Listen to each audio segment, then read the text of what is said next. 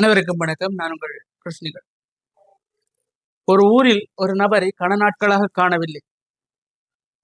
அந்த ஊரில் இருந்த அனைவரும் இவர் இறந்து விட்டார் என்ற ஒரு நம்பிக்கையில் போலீசாரிடம் புகார் அளிக்கின்றது. அந்த போலீசாரும் சந்தேகத்தின் பேரில் ஒரு நபரை அழைத்து வழக்கு தொடுக்கின்றார். அந்த வழக்கு அன்றைய தினம் விசாரணைக்கு வருகிறது. அப்பொழுது அந்த சந்தேக நபருடைய வக்கீல் எழும்பி கனம் நீதிபதி அவர்களே, இவர் கொலை செய்ததாக குற்றம் சாட்டப்பட்ட அந்த நபர் இன்னும் 5 நிமிடத்தில் இங்கு வருவார் என்று சொல்லிவிட்டு அவர் கம்பீரமாக அமர்ந்து விட்டார். நீதிபதி உட்பட அங்கிருந்த அனைவரும் வாசலையை பார்த்து கொண்டிருக்கிறார்கள். 5 நிமிடத்தையும் கடந்து 10-15 நிமிடம் என்று அரை மணி நேரம் தாண்டிவிட்டது. அவர் வந்த பாடில்லை.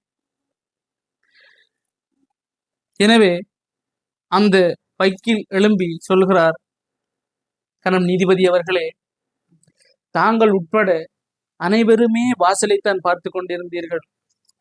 எனவே தாங்கள் கூட இன்னும் முழுமையாக நம்பவில்லை அவர் இறந்து விட்டார் என்று சொல்லி உங்களுக்கும் அந்த சந்தேகம் இருந்து கொண்டேதான் இருக்கிறது.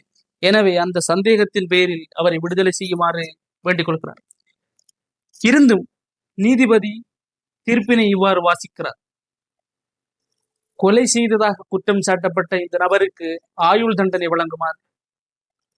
அந்த வக்கீல் எழும்பி உடனே என்ன காரணம் என கேட்டவுடன் அந்த நீதிபதி சொல்கிறார், நீங்கள் அனைவரும் வாசலை பார்த்து கொண்டிருந்தீர்கள், ஆனால் இந்த குற்றவாளி ஒரு தடவை கூட வாசலை பார்க்கவில்லை. எனவே அவன் கொலை செய்தான் என்பது இதிலிருந்து ஊர்ஜிதமாகிறது என்று சொல்லி தீர்ப்பை எழுதினார்.